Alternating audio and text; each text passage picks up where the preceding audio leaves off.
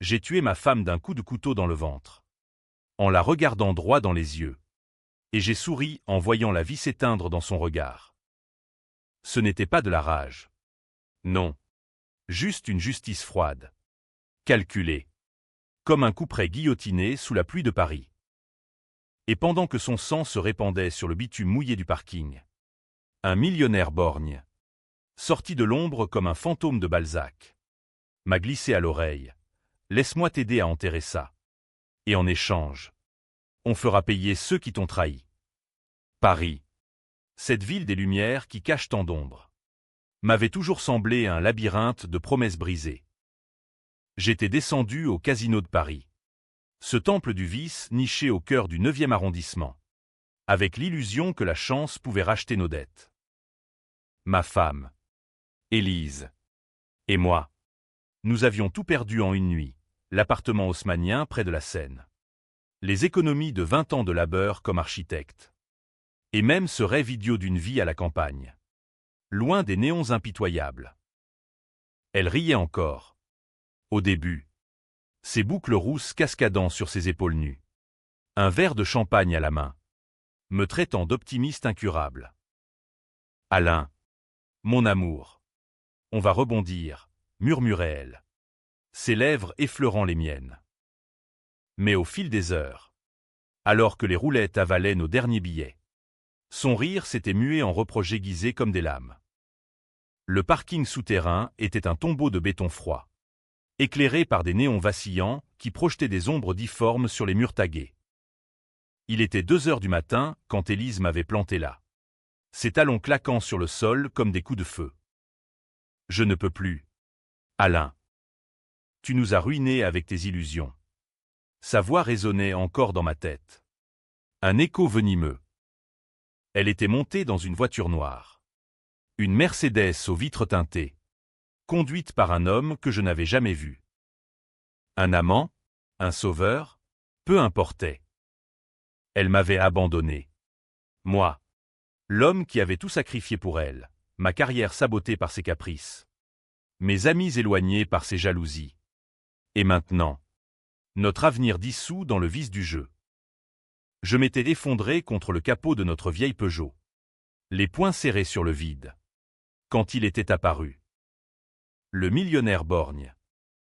Victor de Launay, comme je l'apprendrai plus tard. Un nom qui puait l'aristocratie déchue et les scandales étouffés. Il sortait d'une Rolls-Royce fantôme. Son œil unique, un bleu perçant sous un bandeau de soie noire, me fixant comme s'il avait attendu ce moment toute sa vie. « Monsieur Lefebvre » avait-il murmuré. Sa voix un velours râpé par les ans. Comment connaissait-il mon nom? Je n'eus pas le temps de poser la question. Il s'était penché, son souffle chargé d'un cognac millésimé, et avait glissé ces mots: « Ta femme n'est pas partie seule. Elle t'a volé bien plus que ton cœur. Laisse-moi t'aider à la récupérer. À la détruire. » Ces paroles avaient allumé une étincelle dans les cendres de mon désespoir. Détruire. Le mot avait un goût de vin rouge corsé, de ceux qu'on boit dans les caves de Bordeaux pour noyer les remords. Victor m'avait tendu une carte de visite, gravée en lettres d'or, de Launay Investissement. Rejoins-moi demain au Fouquet's. À midi. Et n'appelle pas la police. Pas encore. Puis il s'était éclipsé, sa canne en ébène claquant comme un métronome funèbre. Je n'avais pas dormi cette nuit-là. Assis dans la voiture, le moteur ronronnant pour chasser le froid, j'avais repensé à Élise. Notre mariage, célébré sous les arches de Notre-Dame, avait été un conte de fées parisien. Elle, mannequin raté reconverti en galeriste. Moi, l'architecte prometteur qui dessinait des ponts sur la Seine. Mais les fissures étaient apparues tôt. Ses dettes, cachées comme des secrets dans des tiroirs fermés à clé. Ses absences, justifiées par des vernissages qui sentaient le mensonge.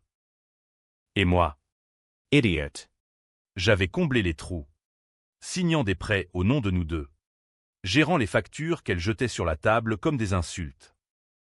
Le lendemain, au Fouquet's, Sous les marronniers des Champs-Élysées, Victor m'attendait à une table d'angle. Son bandeau dissimulant à peine la cicatrice qui barrait son orbite. Il commanda 2 coupes de Dom Pérignon sans me consulter. À la trahison, porta-t-il en toast. Son sourire tordant une joue parcheminée. Puis, sans préambule, il déballa tout. Élise n'était pas une simple aventurière. Elle travaillait pour une syndicate. Un réseau d'escrocs qui saignait les riches veuves et les maris imprudents au casino. Moi, j'étais le bouc émissaire parfait, l'homme respectable qui endosserait les dettes fictives. Les chèques falsifiés. Elle t'a piégé. Alain. Ton nom figure sur des contrats que tu n'as jamais signés. Demain, la police te cueillera pour fraude. Et elle s'envolera pour la Côte d'Azur avec un certain Marc Duval. Un promoteur immobilier qui lave l'argent de la mafia corse.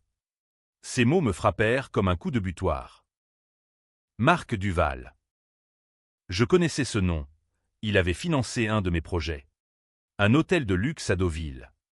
Avant de se retirer sans explication. Élise l'avait mentionné une fois. Lors d'un dîner.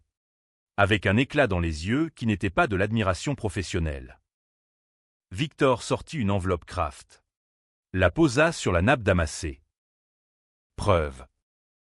Photos. Enregistrement. Elle t'a volé 500 000 €. Placés sur un compte offshore. Et ce n'est que le début. Je feuilletai les documents. Les mains tremblantes. Des relevés bancaires à mon nom. Des mailles codées entre Élise et Duval. Une photo floue d'eux deux dans un lit d'hôtel à Nice. La nausée monta.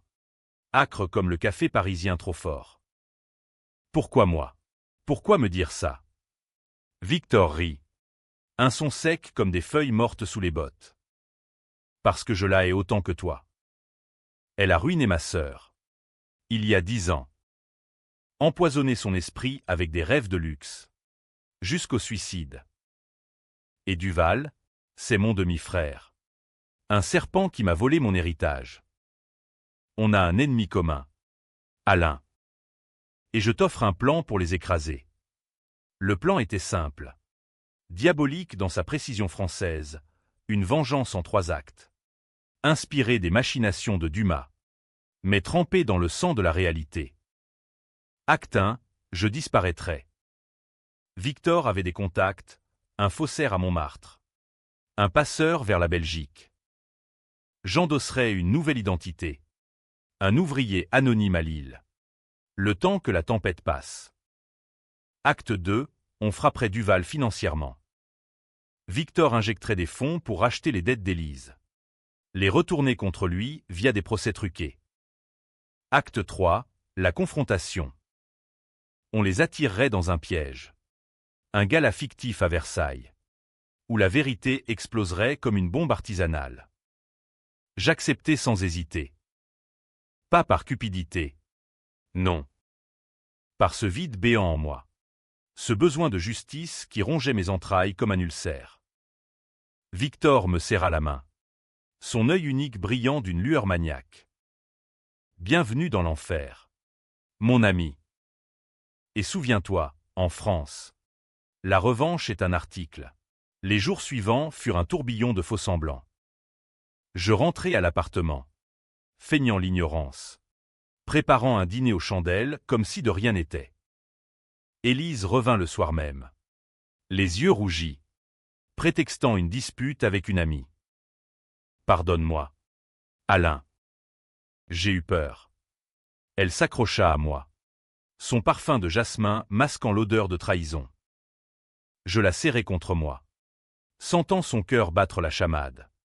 Et pour la première fois, je vis la peur dans ses yeux. Bonne. Pensai-je. Qu'elle goûte à son propre poison. Mais Victor avait raison, le piège se resserrait vite. Le lendemain, 2 inspecteurs de la brigade financière frappèrent à la porte. Menottes à la main. Monsieur Lefebvre. Vous êtes accusé de blanchiment d'argent et de faux en écriture. Élise. Derrière eux. Feignait l'horreur. Une main sur la bouche. Oh mon Dieu! Alain! Qu'as-tu fait? Je ne dis rien. Je laissai les menottes mordre mes poignets, savourant le choc sur son visage quand Victor, anonyme dans la foule des voisins, m'adressa un clin d'œil complice depuis la fenêtre d'en face. La prison de la Santé était un purgatoire de pierre grise, où les échos des pas se mêlaient aux murmures de damnés. J'y passai 3 mois, gisant sur une couchette infestée, rêvant d'Élise dans les bras de Duval, riant de ma chute. Victor me visita une fois, déguisé en avocat, et glissa un message: patience. Le plan avance. Il avait payé un juge corrompu pour accélérer ma remise en liberté sous caution, une caution que je n'avais pas, mais qu'il couvrit en secret. Sorti, je filai vers l'île, adoptant le nom d'Émile Roux, un hommage ironique au savant qui avait vaincu la rage. Un petit appartement sous les toits, un emploi de manœuvre sur un chantier naval, et une vie d'ombre. De là, j'observais. Victor m'envoyait des rapports codés par courrier. Élise et Duval s'étaient mariés en catimini à Monaco. Un mariage blanc pour légitimer les flux d'argent. Ils vivaient dans une villa à Cannes, entourés de gardes du corps corse, investissant dans des casinos illégaux le long de la Riviera. Mais les fissures apparaissaient. Duval, paranoïaque, accusait Élise de le manipuler. Elle, rongée par la culpabilité, ou était-ce la peur? Buvait trop. Ses appels anonymes à mon ancien numéro, suppliant un pardon que je n'accorderais jamais. Le premier coup porta en automne. Victor, maître des ombres financières, racheta discrètement les dettes d'Élise via une société écran. Puis, un matin pluvieux, Duval se réveilla avec une injonction, 2 millions d'euros à rembourser sous 48 heures. Ou saisie de la villa. Panique. Ils se disputèrent publiquement au Carlton, elle le traitant de porc corse, lui la menaçant de la jeter à la mer. Les tabloïds s'en délectèrent. Scandale chez les nouveaux riches, Duval largue sa trop belle épouse. Élise craqua la première. Elle m'appela. Comment avait-elle trouvé mon nouveau numéro? Victor. Bien sûr. Alain. Mon amour. J'ai tout gâché. Reviens-moi. Duval est un monstre. Sa voix. Brisée. Un sanglot étouffé. Je laissai le silence s'étirer. Puis, tu sais ce que tu as fait. Mais peut-être. Un dernier verre. Pour All Times, saké. À Paris. Le Ritz. Vendredi soir. Elle accepta. Désespérée. Le gala fictif à Versailles fut l'idée de Victor. Un coup de théâtre digne de Racine. Il loua une salle annexe du château. Invita la crème de la société parisienne via de faux cartons gravés. Thème, la revanche des ombres. Ironique jusqu'à l'os. Duval et Élise mordirent à l'hameçon. Attirés par la promesse d'un investisseur anonyme, Victor lui-même. Sous un pseudonyme. La nuit du gala. J'étais là. En smoking taillé sur mesure. Une cicatrice fraîche sur la joue pour masquer mon visage vieilli par la haine. La galerie des glaces scintillait sous les lustres. Miroir reflétant des fantômes en robe de soirée. Élise arriva en premier. Sublime dans une robe rouge sang. Les yeux cerclés de noir.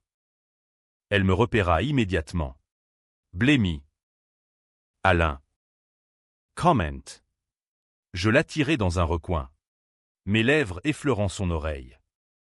La revanche. Ma chère.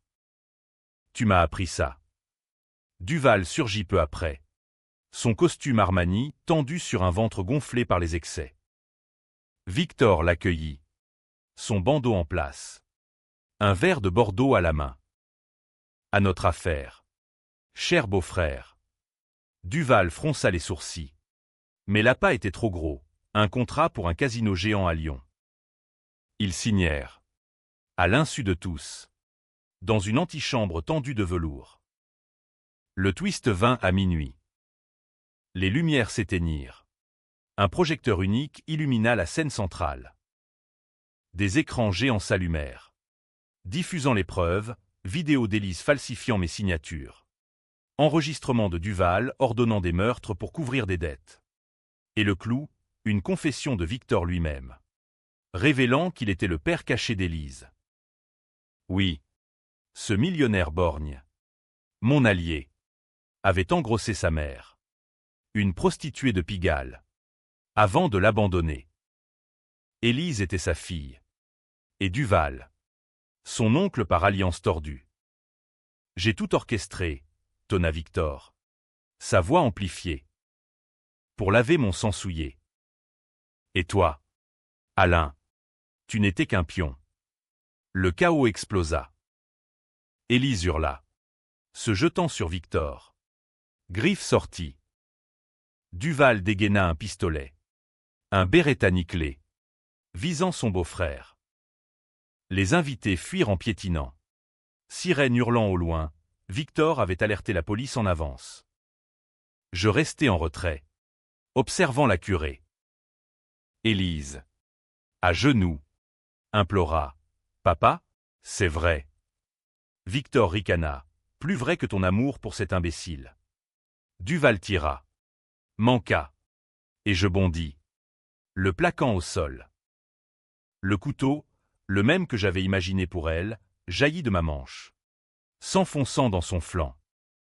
Il gargouilla. Du sang sur les lèvres. Traître. Élise se tourna vers moi.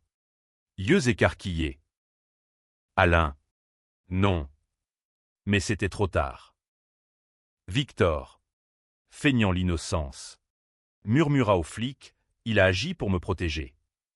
On m'embarqua. Menottes neuves. Mais avec un sourire. Le plan ultime, Victor hériterait de tout. Me couvrant en échange d'un silence éternel. De la prison. J'écrirais mes mémoires. Un best-seller anonyme. Pourtant, dans le fourgon qui filait vers la santé, un doute me rongeait. Et si Élise était innocente? Et si Victor m'avait manipulé depuis le début? Me faisant Gann titaille chaud ses propres démons? Le twist final, une lettre glissée dans ma poche par un gardien complice. De sa main, mon amour. Je savais tout. C'était pour te sauver de lui. Pardonne-moi dans l'au-delà. Elle s'était suicidée ce soir-là. Pilules avalées dans les toilettes du château. Justice ou folie? Lecteur. À toi de juger. Moi, je poursuis ma vengeance. Même en cage. Car en France, la revanche ne s'arrête jamais. Les murs de la santé suintaient d'humidité. Un rappel constant que Paris, sous ses boulevards haussmanniens, cachait des catacombes vivantes. Mon codétenu, un pickpocket albanais nommé Dragan, ronflait comme un moteur diesel. Mais moi, je veillais, les yeux rivés au plafond craquelé. La lettre d'Élise brûlait dans ma mémoire. Un papier fantôme que j'avais avalé pour la détruire, et avec elle. Le doute. Était-ce vrai? Avait-elle tout su? Tout sacrifié pour me sauver de Victor? Ou était-ce un dernier mensonge? Une dague empoisonnée lancée depuis l'au-delà? Les visites de Victor étaient rituelles. Chaque samedi. Sous le prétexte d'un avocat zélé. Il arrivait en costume 3 pièces. Son bandeau impeccablement noué. Portant un panier de fromage et de vin que les gardiens confisquaient avec un clin d'œil complice. « Comment va mon protégé » susurrait-il, s'asseyant de l'autre côté de la vitre blindée. Je le fixais, cherchant dans son œil unique un éclat de vérité. « Dis-moi, Victor, était-elle ta fille ?» Il riait. Un gloussement de corbeau. Les rumeurs. Alain. Toujours ces rumeurs parisiennes. Élise était une opportuniste. Rien de plus. Et toi? Tu as fait ce qu'il fallait. Duval pourri en tôle pour meurtre, il a avoué. Sous pression. Quant à l'héritage. Disons que ta part arrive bientôt. La part. 200 000 €. Versée sur un compte suisse au nom d'Émile Roux. De quoi racheter une vie. Ou plutôt, d'en fabriquer une nouvelle. Mais l'argent puait le sang. Et chaque nuit, les cauchemars me ramenaient au gala, le craquement du couteau dans les chairs de Duval. Le hurlement d'Élise. Et ce regard accusateur. Aimant, qu'elle m'avait lancé avant de s'effondrer. Les journaux en avaient fait leur chou gras, meurtre au château de Versailles, un architecte vengeur face à un clan de la pègre. Les éditoriaux débattaient, héros ou monstres. Certains me voyaient comme un Dumas moderne. D'autres comme un Zola pathétique. Un homme brisé par la société. Libéré après 6 mois, Victor avait graissé les bonnes pattes. Jurant sur mon repentir sincère. Je repris le chemin de l'île. La ville du Nord était un exil gris. Ses usines fumantes contrastant avec les dorures de Paris. Je louai un studio près de la Deule. Me fondis dans la routine, matinée sur le chantier. Soirée à décortiquer les dossiers que Victor m'envoyait par colis discret. Le réseau de Duval s'effritait, arrestation en cascade sur la côte. Bien saisi. Veuves pleurant leurs économies perdues. Victor prospérait. Son empire immobilier gonflé par les carcasses rachetées à vil prix. On est des phénix. Alain, écrivait-il. De la cendre naît le feu. Mais le doute grandissait. Une ombre qui s'allongeait avec le crépuscule. Une nuit, fouillant dans les papiers, je tombai sur une photo jaunie, Victor. Jeune. Avec une femme aux boucles rousses identiques à celle d'Élise. Légende. Margot. 1975. Pigalle. Sa mère. Et en bas. Un mot griffonné. Ma fille. Mon regret. Mon allié était un menteur.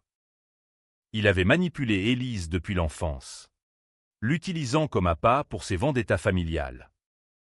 Moi, j'étais le bouc émissaire idéal. L'homme lambda pour porter le chapeau du meurtre. La rage remonta. Acide comme un pastis frelaté. Je décidai de contre-attaquer. D'abord, infiltrer son cercle. À Paris, sous couvert d'un rendez-vous professionnel, je contactai un ancien collègue, Pierre, un notaire véreux du Marais. J'ai besoin d'un levier sur de l'eau nez. Pierre, les yeux pétillants derrière ses lunettes rondes, fouilla ses archives. Il a un point faible, sa nièce, Claire. Orpheline, qu'il élève comme une poupée de porcelaine. Mais attention, elle est futée, étudiante à la Sorbonne en littérature. Claire. Une clé potentielle. Je la pistai via les réseaux sociaux. Ces vitrines virtuelles où les âmes se vendent à bon compte. Photo d'elle, brune, yeux verts, riant dans les cafés de Saint-Germain. Un message anodin, admirateur de Balzac, parlons-en autour d'un café. Elle mordit. Curieuse. Rendez-vous au Procope. Berceau des Lumières. Elle arriva en jupe plissée. Un livre sous le bras, le père Goriot. Vous ressemblez à quelqu'un que j'ai vu dans les journaux, dit-elle en s'asseyant. Un sourcil arqué. Je jouais la carte de l'honnêteté édulcorée. J'étais Alain Lefebvre. L'affaire Versailles. Ses yeux s'écarquillèrent. Mais pas de peur, de fascination. Le vengeur. On en débat en cours, mythe ou tragédie. Nous parlâmes des heures. De trahison chez Balzac. De la vengeance comme catharsis. Elle ignorait toute Victor. Ou feignait. Mon oncle est un saint. Il m'a sauvé après la mort de mes parents. Mensonge pieux. J'appris qu'il la manipulait, l'utilisant pour des mariages arrangés avec des héritiers. Le plan se forma, utiliser Claire pour approcher Victor. Le confronter avec la photo. Mais l'attirance compliqua tout. Claire était vive. Passionnée. Un rayon dans mon brouillard. Nos rencontres se multiplièrent, promenades le long de la Seine. Dîner dans des bistrots de Belleville. Tu me rappelles Rastignac, murmura-t-elle un soir. Sa main dans la mienne. Ambitieux. Prêt à tout. Je faillis tout avouer. Mais la vengeance l'emporta. J'étais un fantôme. Pas un amant. Le coup d'État vint en hiver. Victor organisa un Noël somptueux à sa propriété de Chantilly.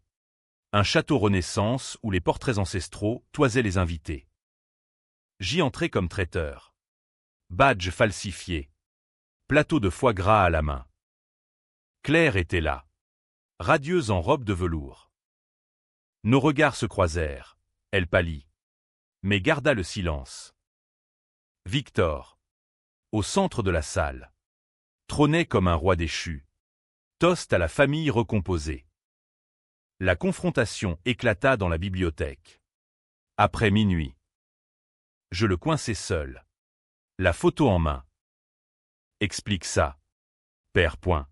Son œil s'étrécit. Puis un sourire carnassier. Ah. Alain. Tu as fouiné. Élise était bien ma fille. Oui. Et toi? Son exécuteur involontaire. Parfait. Il avoua tout, le chantage sur Duval. L'orchestration de ma chute au casino. Même la lettre d'Élise, forgée par son secrétaire pour me briser. Tu es mon chef-d'œuvre. Un Icare qui vole trop près du soleil. La fureur m'aveugla. Je le frappai. Poing dans sa mâchoire. Le bandeau vola, révélant l'orbite vide. Une plaie ancienne. Il rit. Du sang sur les lèvres. Tue-moi. Et Claire héritera de rien. Ou joins-toi à moi. Pour de bon.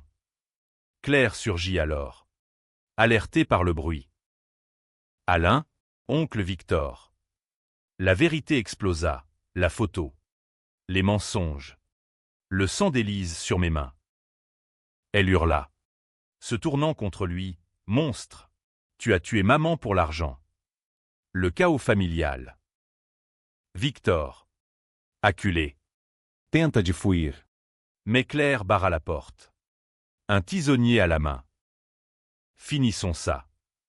Je n'intervins pas. Elle frappa. Une fois. Deux. Jusqu'à ce que le sang macule le tapis perçant. Victor s'effondra. Murmurant, ma vengeance. Éternelle. Mort. Claire. Tremblante. Se tourna vers moi. Et maintenant? Nous brûlâmes le château cette nuit-là. Un incendie accidentel, attribué à des guirlandes défectueuses. Assis sur un muret, observant les flammes lécher le ciel de Chantilly, Claire pleura. Était-ce justice? Je haussai les épaules. Ou juste une autre trahison? L'héritage, millions en compte suisse, nous revint à parts égales. Une vie nouvelle? Peut-être. Mais dans mes rêves, Élise revenait, un couteau à la main, demandant qui est le vrai monstre. La Côte d'Azur en janvier est un mirage hivernal, mer turquoise giflée par le Mistral. Villa fermée comme des cœurs brisés. Claire et moi nous y installâmes.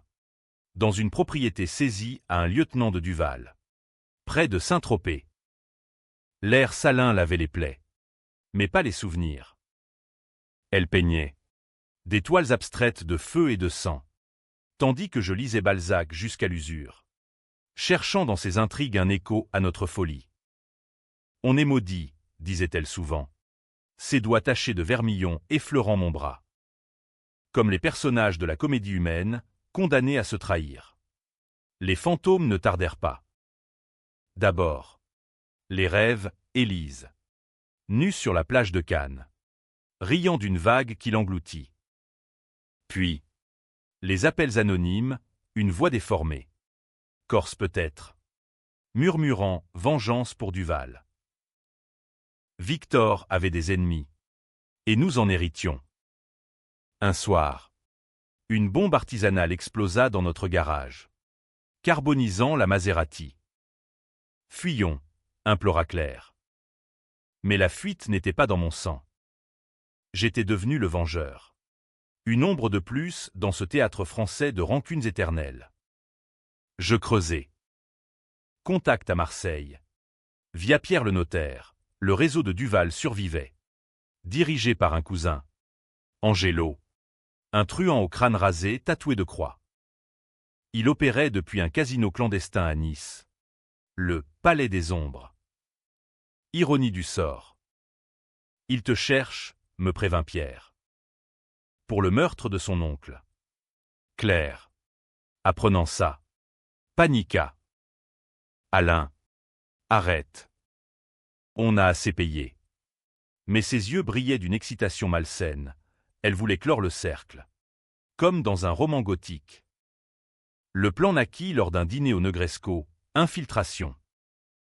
Je me fis passer pour un investisseur ruiné, cherchant à racheter le casino via l'héritage de Victor.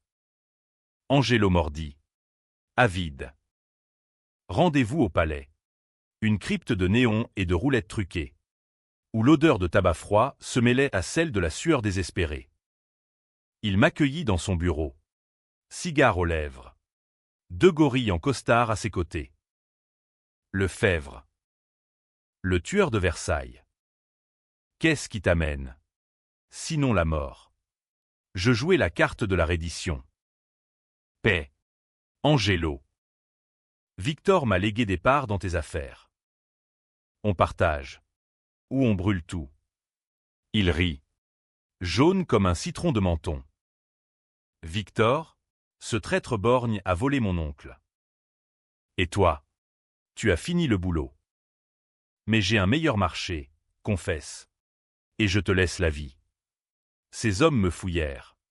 Trouvant le micro caché, un cadeau de Pierre.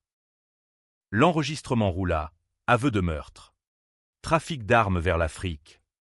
Pot de vin à des politiciens niçois. La trahison d'Angelo vint vite. Il me fit enlever cette nuit-là. Ligoté dans une cave sous le casino. Où l'humidité suintait comme des larmes. Ton héritage, je le prends.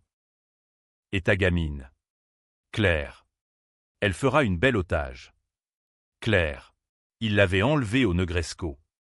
Un piège pour moi. La rage explosa. Pure. Viscérale. Je me débattis. Mordant un garde. Jusqu'à ce qu'Angelo entre. Un flingue à la tempe de Claire. Elle. Ligotée sur une chaise. Crachat. Tire. Ordure. Alain te tuera. Le twist, Claire n'était pas une victime. Désolé. Alain, murmura-t-elle quand Angelo sortit. Victor m'avait préparé. C'est moi qui ai contacté Angelo. Pour te tester. Pour te pousser à la fin. Son oncle l'avait formé. Une marionnette dans sa grande vendetta. Elle voulait que je tue Angelo. Closant le cycle. Et qu'elle hérite seule, me sacrifiant comme pion. Les larmes me montèrent. Amères. Pourquoi? Parce que l'amour est une illusion. Comme dans Eugénie Grandet. Et la vengeance. La seule vérité. Angelo revint. Sentant le piège. Fusillade. Je me libérai. Attraper un éclat de verre comme lame. Et charger. Claire hurla. Feignant laide. Mais trébucha accidentellement. Me laissant exposer. Une balle m'effleura l'épaule. Feu liquide. Angelo visa. Mais Claire. Dans un sursaut de. Quoi? Conscience? Fougue? Se jeta sur lui. Couteau improvisé en main. Elle le planta. Encore et encore. Sang sur sa robe blanche. Pour maman. Pour Élise. On s'enfuit. Blessé. Vers la mer. Angelo mort. Le réseau s'effondra, police alertée par l'enregistrement. Mais Claire. Pente lente sur la plage. Avoua, je t'aime. Alain. Vraiment. C'était le dernier test de Victor. Gravé en moi. Était-ce vrai? Ou un nouveau mensonge? Nous embarquâmes sur un yacht volé. Filant vers l'Italie. La Riviera s'éloignait. Ses lumières comme des regrets.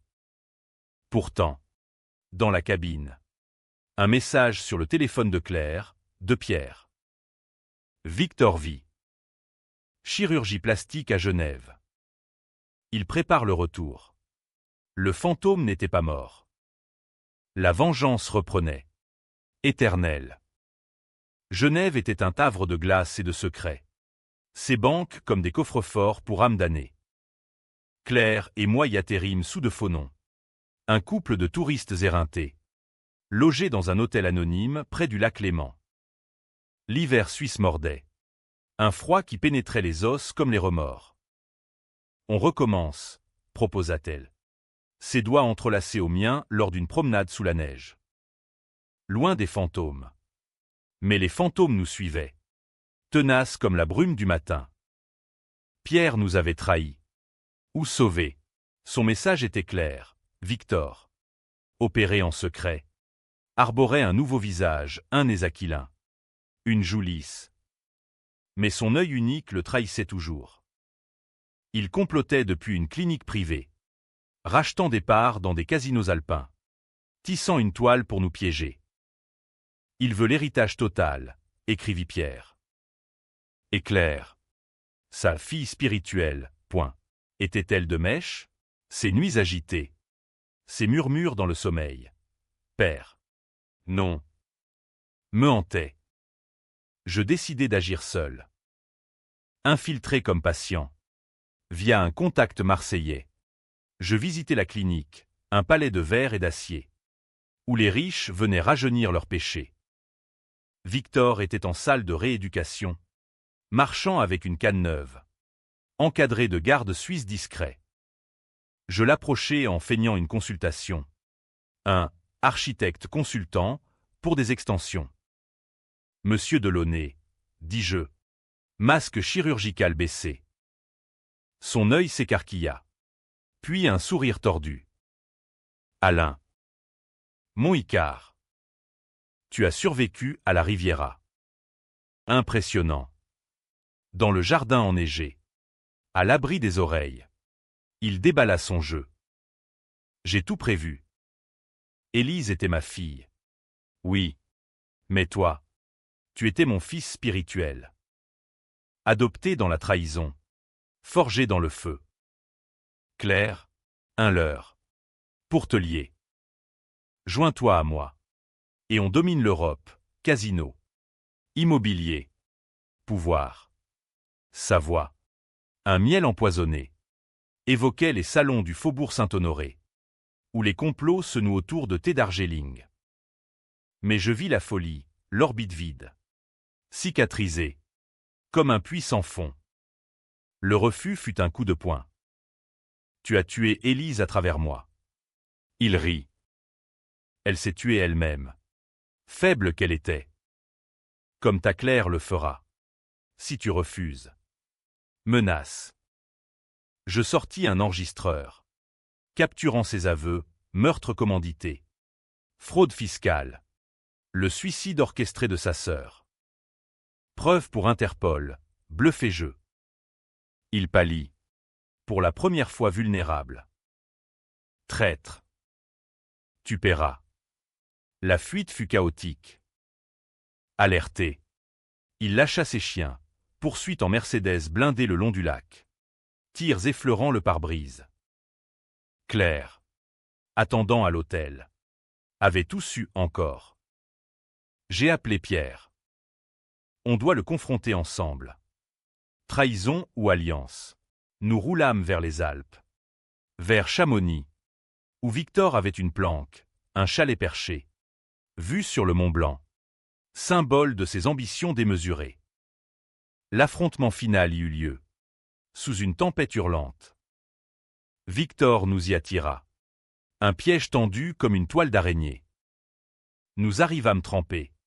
Armes improvisées, un pistolet volé pour moi. Un tisonnier pour Claire. Il nous attendait au salon. Feu crépitant. Un verre de Calvados à la main. Bienvenue à la maison. La révélation frappa. Claire était sa vraie fille. Née d'un inceste avec sa sœur. Un secret enterré sous des mensonges. Élise n'était qu'une bâtarde. Toi, Alain, un outil. Claire, mon sang pur. Elle hurla. Niant.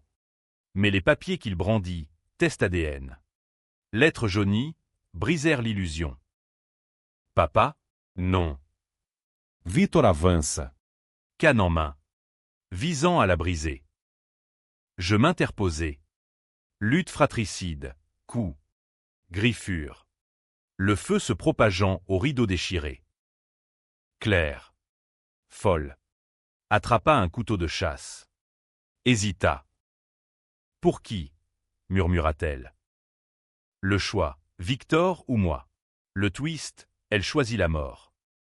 Se trancha la gorge d'un geste théâtral. Sang jaillissant comme une fontaine rouge sur la neige. Libre, gargouilla-t-elle. S'effondrant. Victor hurla. Brisé. Ma fille. Je le finis d'un coup de feu. Écho dans la montagne. Incendie. Le chalet brûla. Nous engloutissant presque. Je m'échappai. Seul. Descendant vers la vallée. Un survivant marqué. Paris m'appela de nouveau. L'héritage, dissous dans les flammes. Mais la vengeance, accomplie. Ouvaine, dans un café du quartier latin. Je sirote un espresso. Observant les passants. Un nouveau plan germe peut-être. Car en France, les ombres ne meurent jamais. Retour à Paris. Cette hydre aux 1000 visages fut comme un retour au ventre maternel, étouffant. Nourricier de poison. J'errais dans les rues du 5e. Près du Panthéon. Louant une chambre de bonne sous les toits de la rue de la Huchette. Les odeurs de crêpes et de vintègre me ramenaient à des vies antérieures. L'architecte rêveur. L'époux trahi. Le vengeur ensanglanté. Claire gisait dans ma tête. Son dernier regard, accusation ou pardon. Un poignard plus aiguisé que tout couteau. Les nouvelles éclatèrent une semaine après. Incendie tragique à Chamonix. Milliardaire Victor de Launay et Nièce Péris dans un brasier mystérieux. Les spéculations fusaient. Suicide familial. Règlement de compte mafieux. Interpol fouillait. Mais sans corps intacts. Les flammes suisses sont voraces. Et mes traces, effacées par Pierre, qui m'envoya un télégramme, propre. Mais fuis. Les Corses reviennent. Angelo avait des frères, des oncles, une fratrie de loups affamés. Je ne fuis pas. Au contraire, je plongeai dans les bas-fonds, le sentier, où les diamantaires juifs murmurent des secrets. Puis Pigalle, royaume des putes et des poivreaux. Là, je trouvai Rosa, la mère d'Élise, ou ce qu'il en restait, une vieille édentée dans un bar à hôtesse. Les yeux voilés par l'absinthe. Victor, ce salaud m'a engrossé à 16 ans. Puis jeté comme un Kleenex. Elle cracha une histoire de jalousie aristocratique. Victor, héritier d'une lignée bourbonienne appauvrie, avait séduit sa mère pour purifier le sang, engendrant Élise comme un trophée maudit. Ma petite était innocente. Au début. Il l'a corrompue. La fait espionne pour ses dettes. Rosa me donna une boîte, lettre d'Élise, écrite dans la fièvre du casino. Alain, si tu lis ça, je suis parti. Pas par trahison, mais pour te protéger. Victor menaçait de te tuer si je ne jouais pas son jeu. Le parking, un signal pour que tu fuis sans moi. L'arme. Était-ce la vérité finale, ou un autre voile? Je brûlai les lettres dans un brasero de la place Pigalle. Cendre au vent comme mes illusions. Les Corses frappèrent au printemps. 3 hommes, masqués, m'attendirent dans l'escalier de ma chambre. Lame courte luisant. Pour Angelo. Lutte dans l'étroitesse, coup de coude. Genou dans les couilles. Un couteau planté dans la cuisse d'un. Je tuai le leader d'un étranglement. Son cri étouffé par ma main. Les autres fuirent. Mais le message était clair, la vendetta ne s'éteint pas. Blessé. Je rampai jusqu'à un hôpital de la Pitié-Salpêtrière, où un chirurgien complaisant, payé par les restes de l'héritage, pansa mes plaies sans question. De là, Le dernier acte. J'appelais une conférence de presse. Anonyme. Via un journaliste du Canard enchaîné. Dossier en main, enregistrement. Photos. Le journal intime de Victor exhumé des ruines de Chantilly. Le scandale de Launay, inceste. Meurtre. Casino truqué. Explosion médiatique. Politicien démissionnaire. Banque saisie. Veuve indemnisée. Les Corses, discrédités, se replièrent dans leurs îles. Mais le prix? Ma solitude. Rosa mourut d'une overdose, emportant ses secrets. Pierre disparut. Vol ou meurtre? Et moi, un fantôme dans la ville lumière, écrivant ces lignes dans un café enfumé de Montparnasse. La vengeance m'a libéré. Ou enchaîné. Lecteur. Si tu lis ça, publié sous pseudonyme. Un pamphlet qui divise les salons parisiens. Choisis ton camp. Héroïque catharsis ou cycle infernal de sang. Kia. Un inconnu m'a approché, un jeune. Yeux froids. Bandeau sur un œil. Mon père était Victor. Il m'a légué un plan. Le cercle recommence. En France, la revanche est une danse macabre. Éternelle.